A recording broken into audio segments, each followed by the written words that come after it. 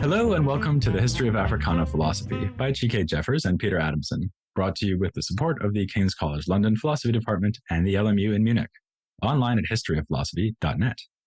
Today's episode will be an interview about Edouard Glissant with John Drabinski, who is Professor of African American Studies and English at the University of Maryland. Hey, John. Hi, how are you? I'm great. Thank you so much for coming on the podcast. It's really a pleasure. I really appreciate you making the time to talk.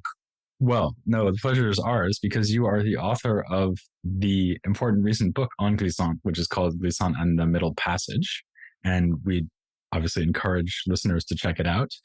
Let's actually start by talking about the title. So you aim in that book to show us how philosophical thinking differs when we, as it were, begin from the middle passage. So let's begin with that. So first of all, how would you define the middle passage?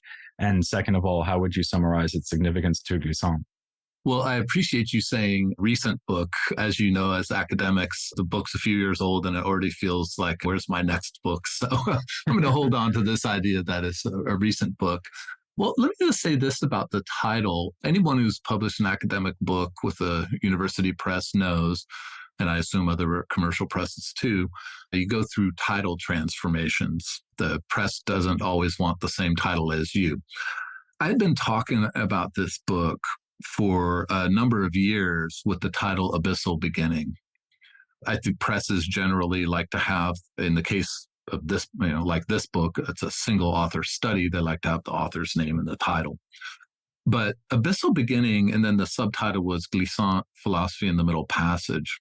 And I like the Glissant in the Middle Passage. I think that's a fine title.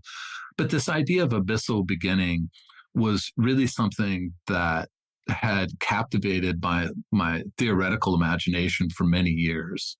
And it was a notion that I got from his Poetics of Relation, thinking about the middle passage. I've also always been interested in thinking about questions of beginning, like how does thought begin? What sort of events, in Heidegger's sense of Ereignis, like how do events appropriate thinking such that we think really in the wake of some kind of event, right? Whether it's for somebody like Heidegger, the event of technology, or for, post-World War II Jewish thinkers, how do we begin after the Shoah? Or in the case of Glissant, how do we think after the middle passage? And so for me, I started to think about how both the age of technology, modernity, and the Shoah in sort of Atlantic philosophy. So I'm just saying that to think widely about Europe and the Americas and Africa. I think that the middle passage hasn't been something that we've talked about much, if at all, philosophically. I think some of the most important thinkers in the Black Atlantic tradition, you think of like Du Bois or Fanon, really, the middle passage doesn't function in their philosophical imaginations. And that's fine. They have other kinds of projects. But what I really loved about Glissant was his movement across time to think about the middle passage, which is that place between continental Africa and arrival in the plantation Americas. The middle passage is that movement between two sides of the Atlantic world, but also two sides of experience. One side, the experience of rootedness in a continent for millennia. And on the other side, this absolute new beginning in the Americas. And so that idea of there being this absolute rift or break with the past, and Glissant really taking that to its full conclusion and exploring it in all of its complexity, he just stands out for me as a particularly rigorous thinker around this idea that the middle passage functions in such a dramatic fashion. I think he's right about that. And so that's part of what drew me to it. Also, as I said, this question of beginning, I've just been interested in the problem of beginning as a philosophical question, since I was a graduate student in the early 90s. But also, I think, this may be something we come back to as we go along. This way that for Glissant, it's not simply that the middle passage is important for the Black Americas, but for the very idea of the Americas itself, that along with conquest, the middle passage is what makes the Americas the Americas. And so for me, it's obviously the book is a single authored study. What does Glissant, largely in his nonfiction or critical essay writing, say about the middle passage, say about the problem of beginning, and how does it impact how we think philosophically? That's the main focus. But along with that is also, how do we even think about place in a region like the Americas with the Middle Passage as a centerpiece? Not necessarily as the, right? Conquest would be, for me, the other centerpiece, but that's not an Indigenous studies book. But thinking about how the very formation of a name like Americas is linked to this catastrophic event. And so what would it mean to link the place we are and how we think from this place to this catastrophic event? I think as a philosophical problem, this is massively important. And Glissant's literary works, poetry, and especially his critical nonfiction really just gets at a depth I haven't seen in other thinkers. And for me, it changed the way I think philosophically. And I was like, let me make a book out of this. That idea of philosophizing in the wake of a trauma, that parallel you draw to the Holocaust or the Shoah, I think that's very powerful. And of course, also there's a lot of philosophy about how to come to grips with the Holocaust. Like, is it even possible to still write poetry and make art, philosophize in the wake of an event like that? Can you say a little bit more about that parallel, or maybe just in general, the idea of philosophizing in the wake of a trauma or an abyss, as you put it? Yeah. So, the first two chapters of the book are on trauma. Well, the first chapter is trauma and its relation to the past. That deals with Glissant in a sort of comparative and contrasting relationship to thinkers around trauma and the Holocaust. So I explore in that first chapter that sense of trauma in the past in a comparative sense. And at bottom, like as a writer and thinker, I'm a comparativist. So this is my sort of go-to as an analytic, right? But then the second chapter, especially around Walter Benjamin's notion of ruins, I think about like that notion of ruins after the Holocaust and trauma in relation to Glissant's work on ruins in the New World, and thinking about how these things signify differently, whether trauma's relation to the past or trauma's relation to the future, or its interval to the future. And for me, this was important because I think there are huge resources for thinking about traumatic experience. And I mean, it's a field, trauma studies, especially in the 80s and 90s around the controversy in Germany around how to write history of the Holocaust and of German imperialism, that then became philosophically so interesting among non-historians, whether it's Derrida, Paul Celan, Deli Sachs, or most importantly for me, Claude Lanzmann. And initially, when I finished my first book, Sensibility and Singularity, which was on Emmanuel Levinas and phenomenology, I had formulated a new research program to talk about mostly Claude Lanzmann, but also other filmmakers around trauma and the Holocaust. But then through other readings and some really, I won't go into it, but very particular conversations, I started to think about the Americas as a synonym for trauma, right? As I had said just, a few minutes ago. And so for that redirected my reading, I actually just gave up this, substantially written project, but beginning project on thinking trauma after the Shoah. How do you represent? What does it mean to live after? What does it mean that life goes on? To shift that to thinking through Glissant about the Middle Passage. And for me, why I think traumatic historical experience is important for how we think philosophically is because I do think that philosophy and philosophical thinking is linked to a sense of place, to its history and what it means to stand on the terrain you stand on. There was a moment where I realized that the way I was talking about trauma and what it means to go on, what it means to live, and what it means to think after, I was thinking about this in a European context, which for me is absolutely distant. Although my family's heritage is largely European, family is like multi-generational Los Angeles, right? It's sort of where ethnicities of Europe go to die, right? It's about as un-European as it gets, Los Angeles. Yes. Deeply American. I know Adorno loved and hated that part of LA. I just had this realization in a conversation with Salomon Lerner in Lima, Peru at a conference, this random conversation, where he just asked me, he said, are you thinking about these questions of trauma at a real arm's length? Because you're talking about a whole other part of the world. But don't you know, he was the one who first said to me, don't you know that these concepts and these ideas you're interested in around trauma are just synonyms for the Americas? And there was that moment where I thought, for all the ways I had talked previously, the link between thinking and place and the historical experience of place, I hadn't actually thought myself as part of a place. And that's where, I started to think about, what are those traumas of the Americas, right? And, one can't do both conquest and the Middle Passage responsibly in a short window. But I was like, the Middle Passage has made the Americas what it is. And what does it mean to think from this place and think with thinkers who write from and about the Americas without coming to terms with or thinking about the impact on this historical experience on the very conditions of thinking? In this case, Glissant in the Middle Passage, by its title, is a book about Edouard Glissant. It's not a book about John Drabinski thinking about the Americas. But it is a book that is so deeply embedded in a sense of place, the Caribbean, or what he also calls the plantation world, that, the way it unfolds from the traumatic experience of the Middle Passage, this absolute break of any sense of roots, any sense of identity through language, any other kinds of cultural form and political form, the absolute break with that and what it means to both register the melancholy and pain of that. Right? That's him as a poet in many ways, but also the humanity of what it means to have lived after that for so many generations, for so many centuries.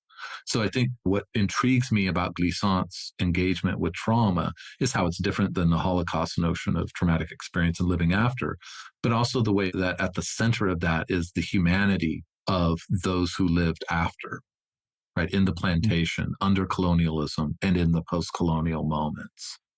Right, what it means to have lived after. It's just the sustained treatment he has of that, for me, gives this window into what it means to think in the Americas that I think is not singular, but it has a depth that stands out really a lot for me. That idea that the Middle Passage for him is a kind of radical rupture seems to give us a contrast between Glissant and the thinkers of the Negritude movement. Not obviously that they deny that there was something that traumatic that happened there and that there was a rupture, but they believed that they could tap into some kind of authentic spirit of Africanness or indeed negritude, right? And I'm wondering whether, and so obviously Glissant actually talks about this. He talks about negritude. Would it be too simplistic to just think of him as the other side of that coin, just rejecting that whole project, or is it more nuanced than that, the way he's responding to them? As with most theoretical movements or intellectual movements, they're often better, I think, put in the plural, right? That there are negritudes.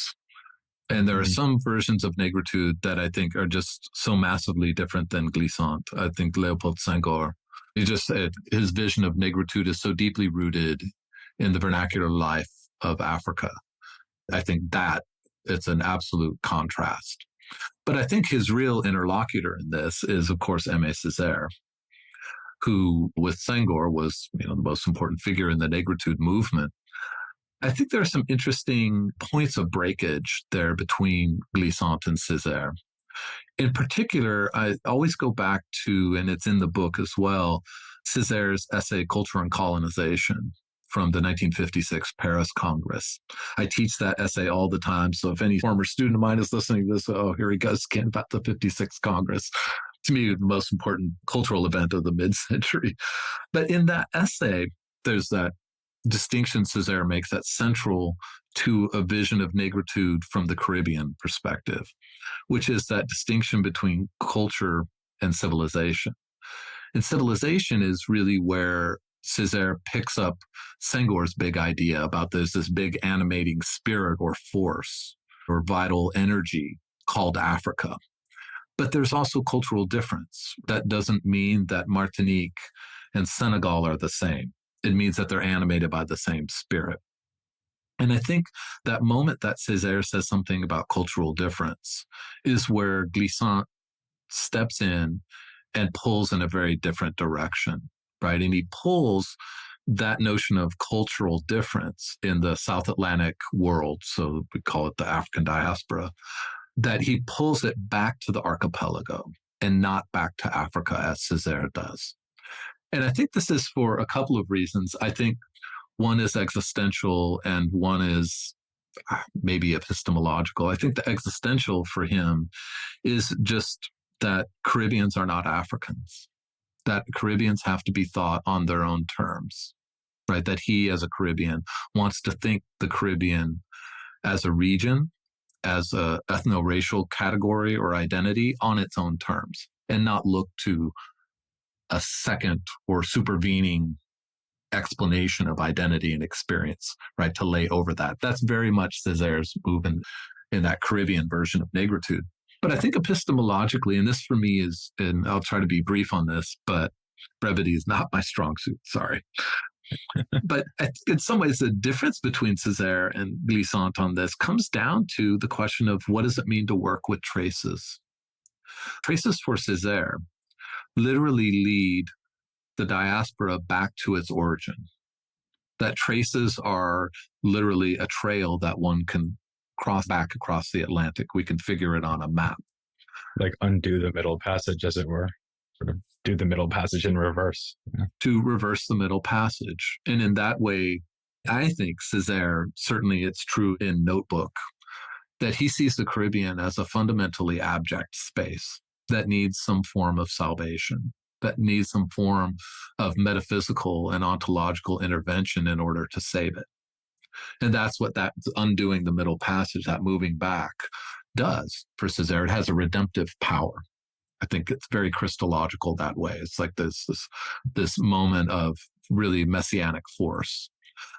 But for Glissant, traces don't lead back to a place. They are rather reassembled on their own terms in the Caribbean, and that's the creative work of cultural production in the Caribbean context, is to take these traces, which for him could never be reduced to quote unquote Africa. Because when he talks about the plantation, one of the things he emphasizes is that no one on the plantation, none of the enslaved people spoke the same language. So they are already incompatible traces. But yet out of those incompatible traces comes the formation of Caribbean culture, of Caribbean languages, everything from cuisine to religion to marriage rites to expressive culture. Add to that the way the Caribbean is also the crossroads of the world generally, that these islands, multiple languages flow from them. In Trinidad, the sort of everyday official language is English, but of course Trinidad is a Spanish name because it's gone through multiple colonial powers, which infused that place, like all of the islands, with all of these other kinds of languages that come in and they do real work on who and what it means to be a person. Then you add in South Asia, the multiple parts of Europe, as I said, the Middle East. And at some point, Glissant's like, look, we've made a world out of these traces. We've reassembled them in the way that we've reassembled them. And we have never reassembled them in order to represent where we came from centuries ago. And in that way, I think it's epistemological because it's like just to know what, the Creole language is or what a patois is to know that it's assembled of these fragments. And is that what he means by creolization, that kind of assemblage of the traces that have been left over? There's this other thing going on, which is these other people who write this work in praise of Creoleness, creolité. And as you point out in the book, he distinguishes between creolization and creolité. And I guess that has something to do with the idea that creolization is an ongoing process that never reaches an endpoint. Is that right? Exactly, yeah. And so that process of creolization is that play of fragments. And that, when I say play, I think that's really important and part of what Glissant is trying to acknowledge as the really profound humanity of everyone after the Middle Passage, right? That there's this play with these fragments, that they're not just signs of melancholy, the actual worlds being made out of these fragments. There's a famous thing in Derek Walcott's Nobel lecture, the Antilles Fragments of Epic Memory, where he says, we are these shards of a vase that have been reassembled. But the vase reassembled is more beautiful than the original. And I think that captures what Glissant is thinking about with traces. But that vase, that image, right? Which Walcott moves on from pretty quickly. But I think Glissant wouldn't want the vase as the representation or figure of that. I think he likes that idea of assembly, but he would want it to be broken again and reassembled in the sense of that's what cultural vitality in the Caribbean has always been, this ability to take in the other, right? And that other interrupts and reignites this process of mixture that creolization is about. So in an interview, he talked about one of the things that's hard about spending so much time away from Martinique and then going back is that the everyday Creole language and everyday Creole communication changes over years. So he would have to go back there and he would have this really old fashioned, it's just like, whatever age you are and you go back like 30, 40 years and you use your slang today and it's like weirdly out of date. There's that sense of Creole then as a whole life form is in that constant sense of movement. But the manifesto that Jean Bernabé, Raphael Confiant, and Patrick Chamoiseau, the In Praise of Creoleness manifesto, very much articulates that Creole as an identity. And I think they do that for political reasons. They're like Chamoiseau's School Days novel is about the alienating force of like speaking Creole at home and in your community, but then you go to school and your school is in French. And so I think that In Praise of Creoleness kind of is this argument of like, if we assert Creole as an identity, we are Creoles, we speak Creole, our world needs to reflect that. Schools and institutions need to be in Creole. I think they have, for political reasons, have a very static idea of that notion of creolization. Whereas for Glissant, he's interested in the way the Caribbean is a model for where we are in the 21st century in terms of constant transcultural contact. And I think for him, creolization is like, that's what's happening everywhere, but the Caribbean has been doing this for centuries and is ongoing doing it. That Caribbean, music is constantly taking in different musical forms and becoming different because of that. And so that sense of it being dynamic and open-ended and chaotic, really showing in this sense is the influence of Félix Guattari and notion of chaos and chaosophy, because that sense of open-endedness and non-closure is essential for Glissant. But I think for the Creolists, a more static idea is more politically powerful. And so they had really emphasized that side of his argument. Reminds me of some of the stuff we've covered recently. So definitely the stuff we did on cultural studies about postmodern combination of different influences, but also the conversations we had with Ngugi wa Thiong'o recently. He actually mentions this phenomenon of being made to speak the colonial language when you go to school and not your native language. And then if you lay on top of that the fact that the native language is Creole, which a lot of people would tell you isn't even a real language, right? It's sort of often seen very dismissively, nothing other than the kind of detritus of several languages mashed up together. And it's amazing that Glissant turns that all around and he values what has been disvalued. Can I ask you about another concept and how it relates to what we were just talking about? This is opacity. So as in being opaque, right? He says something kind of amazing, but also elusive to me in what it means, which is that someone might have the right to opacity. So it sounds like you have the right to not be seen or not seen through, the right to not be understood, maybe. What exactly is going on there? Well, if we think about creolization as this moment of transcultural contact in which something new is produced out of that contact, in his later work, he calls it this notion of tout monde, or like the whole world. And so thinking about creolization as this formation of the entire globe, the whole world is in this process of creolization. And there's been criticism that I think is not unfair, that's utopian and apolitical. I think his notion of opacity and the right to opacity, because right there is a political term. It's juridical. It's a thing you can't take from me. And so when you think about that transcultural contact in a flattened space, that's just simply creatives, musicians, artists, poets, exchanging forms of inspiration and words and figures. But of course, that's not the way the world is structured, right? There's a sense of vulnerability and asymmetry built into that, say the French and the Martinican. that sense of exchange is so deeply informed by historical power, but also economic and political and cultural power today, that I think one of the things Glissant wants to hold on to is this idea that in those moments of contact, we, meaning Caribbeans, so I'm speaking in his voice, we have the right to withhold.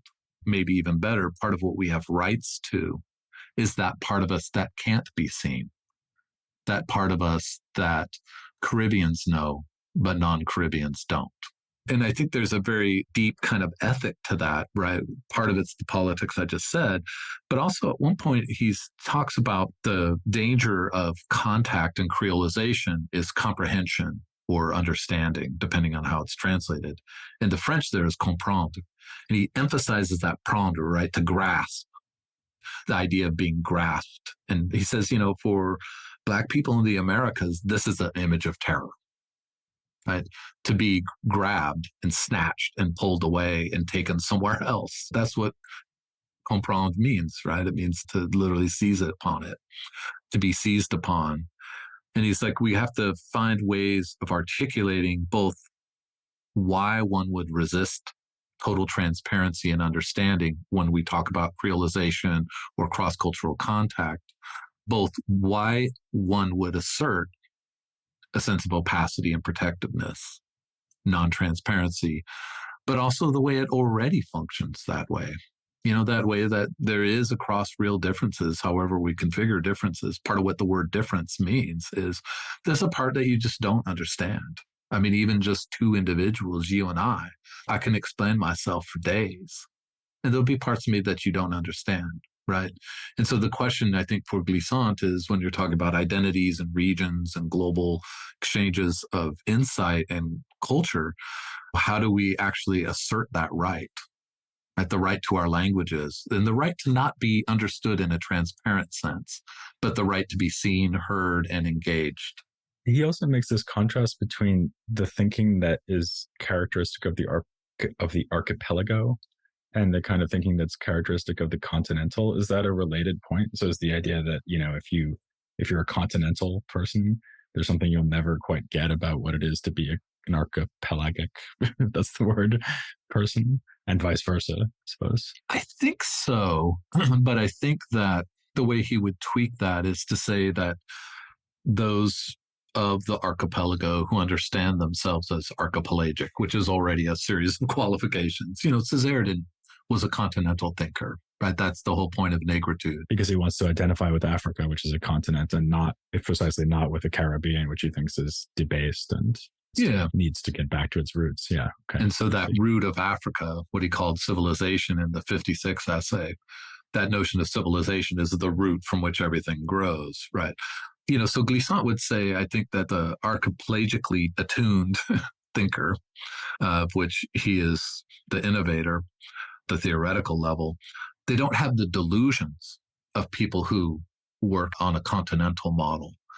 Because I think that he actually is committed to this idea, especially the later in his work we get, that there is no such thing as actual continental thinking, that this idea of a single root actually is not testimony to the kinds of histories of these places that think on a continental model, right? That it ends up being a fantasy. Whereas in the Caribbean, the archipelagic is this big traumatic event, right, in history, the birth of the Caribbean, the genocide of indigenous peoples, and the repopulation of the islands with enslaved Africans. So that's this big historical event. One of his interlocutors and a person who I could, have written the same book about is Antonio Benitez Rojo, his book, The Repeating Island. I love that book. I think he's a really underappreciated thinker, really brilliant writer, novelist, and theorist. But he has this aside that I think Glissant picks up on in places where Benitez Rojo says, we in the Caribbean aren't, Benitez Rojo's Cuban, we in the Caribbean are archipelagic, not continental. We don't have roots in an ancient civilization like Europe has with ancient Greece. And then he sort of says as a parenthetical, but of course, ancient Greece itself was archipelagic, wandering across the Middle East and Northern Africa for their ideas. I think at that moment when Benitez Rojo says that, it's like, well, everybody's archipelagic. It's just the fantasy of the continental which for Glissant is a really dangerous political move, is a source of authoritarianism, of the most destructive forms of identity and racial purity.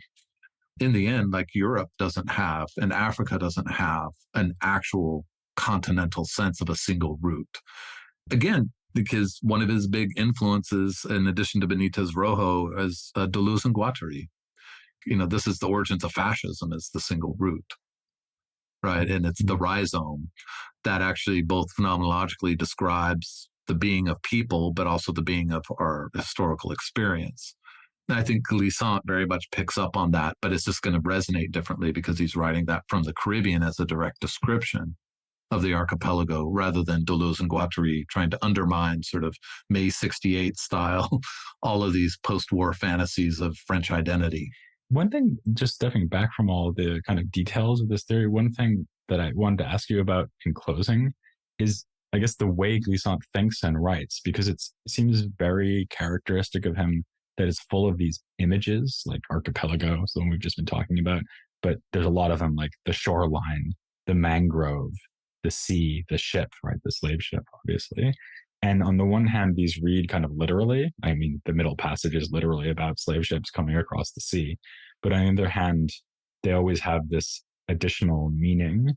And I'm sort of tempted to call them metaphors, but that might not be right. There's only images, right? It's very imagistic. Of course, he also writes poetry. Is this somehow an expression of an underlying aesthetic theory, or is it just because he's a poet who's writing philosophy? That's a tough question. I think that Glissant, not unlike a lot of Caribbean writers, his thinking is so intimately intertwined with landscape that it's always going to be part of his writing, right? Just because of his sensibilities, I guess that's what I'm trying to say.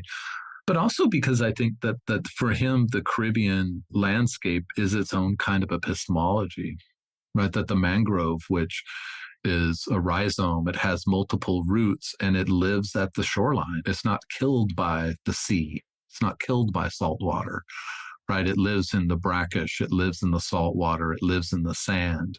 And so I think he just looks at that. I mean, you can call it a poet.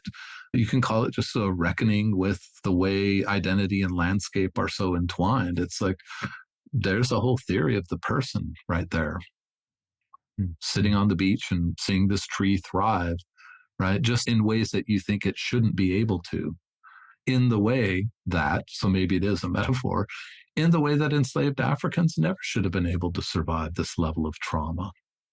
But they never should have been able to emerge as a cultural force in world history, right? So it's like, the beauty of the mangrove, the beauty of the shoreline, which is also unforgivingly hot and inhospitable, right? It's the paradox. It's the paradox of being Caribbean, right? That you should never have made it, and yet you did.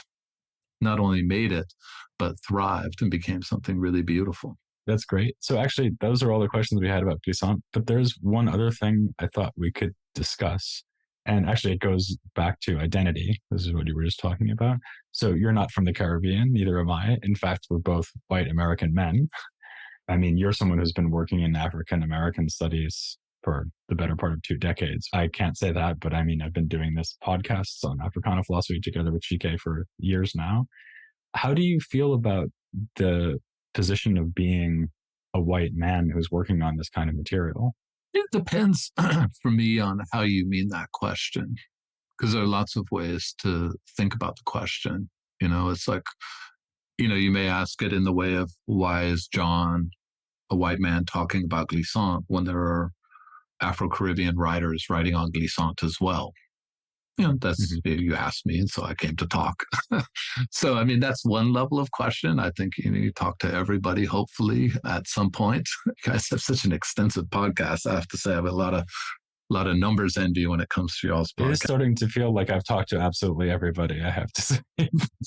we haven't. Then there's the question of who has the right to speak. For me, that question of who has the right to speak, when people ask me about that, I usually ask, well, what is the kind of speaking that worries you?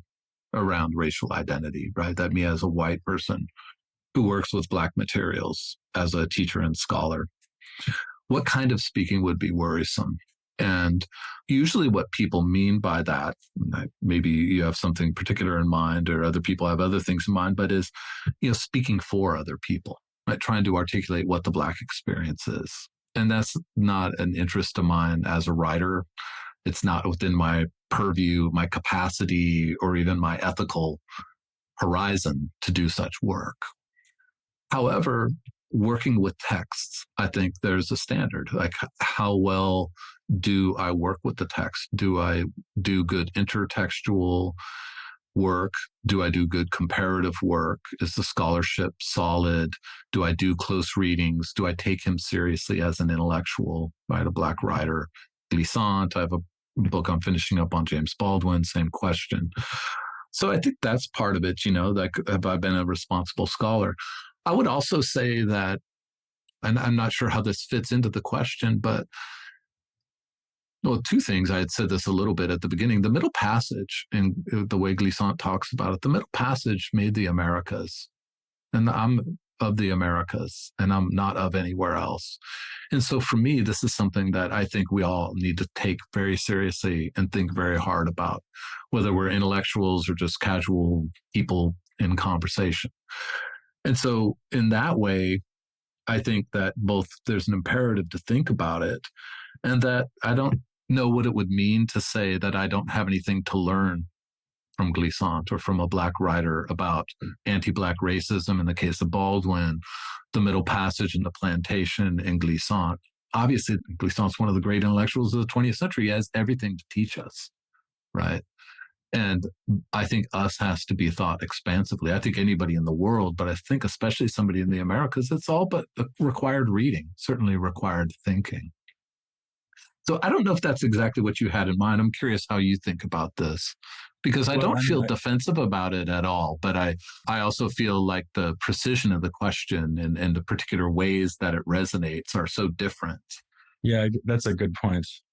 I mean, I think that one reason it seems relevant here is, well, actually, we haven't had that many interviews where I was on this series, at least where I was talking to another white American man, right? So it just kind of seemed like a point to bring it up. But I think also it is relevant to Glissant. It goes back to this thing about opacity.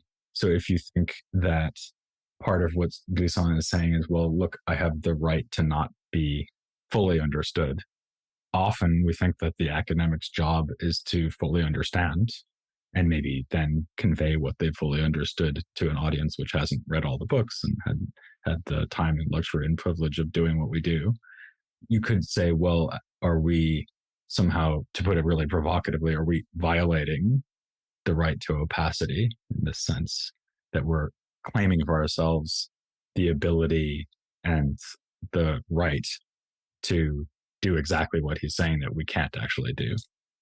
One thing I would say is that the way Glissant himself understands opacity is that opacity would be built into the text itself. And so there are obvious opacities. I mean, I mentioned landscape. That's an abstraction when I talk about it. When I read other interlocutors with Glissant, in particular the Creolists, Chamoiseau, or the little bit that Raphael Confiant talks about Glissant, the level of, I don't know how else to put it, but like the level of intimacy about place that goes on in that conversation is for me this reveal of what I already know is there, but it's an explicit reveal of the limits of my own reach as a scholar. Like, what I can talk about is my relationship to the text.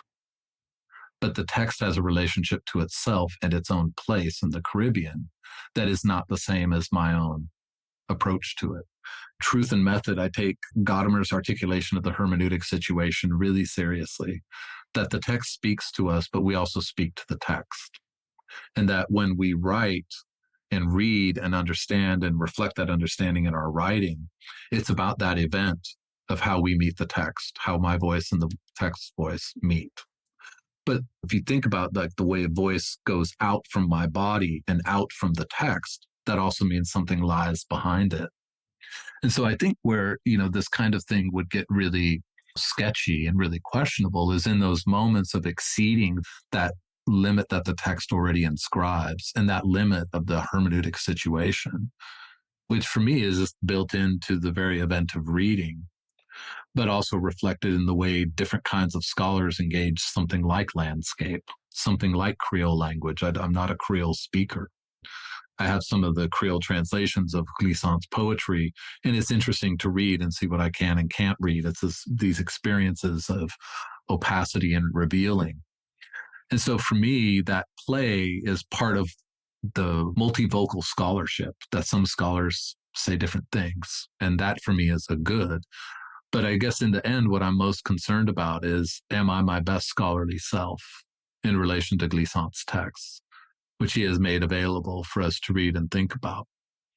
And being at my best is not at all the imperative to understand anything and everything in the text, but to also understand my own limitations. I think, when I talked before about staging it in terms of the Holocaust and the Middle Passage, that for me functions as almost like a hermeneutical confession. It's like, this is how I got to the project. This is how I think and frame. This is not how you have to think about Glissant or how Glissant thinks about the Caribbean. This is how I got into these texts. And so as a text worker, I think that sense of transparency as a writer is absolutely essential, and always being mindful of the limits of the kinds of things that you can and can't know, precisely as you said, because of questions of opacity. Okay, well, we could probably keep talking about this at great length, but this has already gone on for a while. So I'm just going to thank you for giving us those thoughts on this very interesting topic, both Glissant and what we were just talking about. John Drabinski, thanks so much for coming on the podcast. Thank you, Peter. I really appreciate the time. Please join me and Chike next time as we move on in our coverage. We're coming towards the end now, but we still got some interesting topics to cover here on the history of Africana philosophy.